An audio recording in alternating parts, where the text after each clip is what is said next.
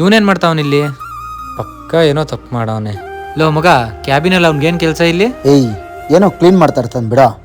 ನನಗೇನೋ ಡೌಟು, ಒಂದ್ಸಲ amount check ಮಾಡು.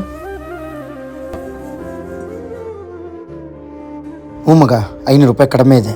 ನಾನು ಹೇಳಿಲ್ವಾ, ಅವ್ನಂಗೆ ಹೋಗ್ಬೇಕಾದ್ರೆ ಡೌಟ್ ಬತ್ತು ನನಗೆ. ಇರು, ನನ್ನ ಮಗಂಗಿದೆ. ಲವ್, ಇರೋ ನಿಮಿಷ. ಅವಿನಾಶ್, ಹಾಂ ಸರ್. ಅಯ್ಯೋ, ದುಡ್ಡು ತಗೊಂಡಿದ್ದು ಗೊತ್ತಾಗೋಯ್ತಾ? ಈ ಸಲ ಬಿಸ್ನೆಸ್ಸಲ್ಲಿ ಪ್ರಾಫಿಟ್ ಆಗಿದೆ, ಸೊ ಅದಕ್ಕೋಸ್ಕರ ತಗೋ. ಹಾಂ ಸರ್. ಒಂದು ನಿಮಿಷ, 2 ದಿನ ರಜಾ ಬೇಕು ಅಂತ ಕೇಳಿದಲ್ಲ, 2 ದಿನ ರಜಾ ತಗೋ. ಏಯ್, ಅವನೇನು ಮಾಡವನೆ, ನೀನೇನು ಮಾಡ್ತಾ ಇದೀಯಾ? ಸ್ವಲ್ಪನಾದ್ರ ತಲೆ ಇದೆಯಾ ನಿಂಗೆ? ಈಗ ನಿನ್ನ ಪ್ರಕಾರ ಅವನ್ನ ಕರೆದು ಹೊಡೆದು ಕೆಲಸದಿಂದ ಆಚೆ ಹಾಕ್ಬೇಕು. ಹಾಂ, ಹಂಗೆ ಮಾಡಬೇಕಿತ್ತು. ಕೆಲಸದಿಂದ ಬಿಟ್ಟು ಕಳಿಸ್ತೀನಿ, ಬೇರೆ ಕೆಲಸಕ್ಕೆ ಹೋಗ್ತಾನೆ. ಎಕ್ಸ್ಪೀರಿಯನ್ಸ್ ಜಾಸ್ತಿ ಆಗಿರುತ್ತೆ, ಅಲ್ಲೂ ಇದೇ ಕೆಲಸನೇ ಮಾಡೋದು. ಈ ಥರ ಎಷ್ಟು ಓನರ್ಸ್ಗೆ ಲಾಸ್ ಮಾಡಿಸ್ಬೇಕು ಅಂದ್ಕೊಂಡಿದ್ಯಾ? ಅವ್ನು ಕಳ್ತನ ಮಾಡ್ತಾ ಇದ್ದಾನೆ ಅಂದರೆ ಒಂದು, ಅವನ ಮನೆ ಪರಿಸ್ಥಿತಿ ರಾಂಗ್ ಇರುತ್ತೆ, ಇಲ್ಲ ನಾನು ಕೊಡ್ತಾರ ಸಂಬಳ ಅವನಿಗೆ ಸಾಲದೇ ಇರುತ್ತೆ. ಬೇಕು ಅಂತ ಯಾವುದೇ ಕಾರಣಕ್ಕೂ ಮಾಡಿರಲ್ಲ, ಪರಿಸ್ಥಿತಿ ಆಗಿ ಮಾಡಿಸಿರುತ್ತೆ. ನಿನ್ನ ಪ್ರಕಾರ ಹೊಡಿಯೋದು ಬಡಿಯೋದು ಕೆಲಸ ಬಿಟ್ಟು ಆಚೆ ಕಳಿಸೋದೇನೆ ಶಿಕ್ಷೆ ಆದರೆ ಅದಕ್ಕಿಂತ ದೊಡ್ಡ ಶಿಕ್ಷೆ ಏನು ಗೊತ್ತಾ?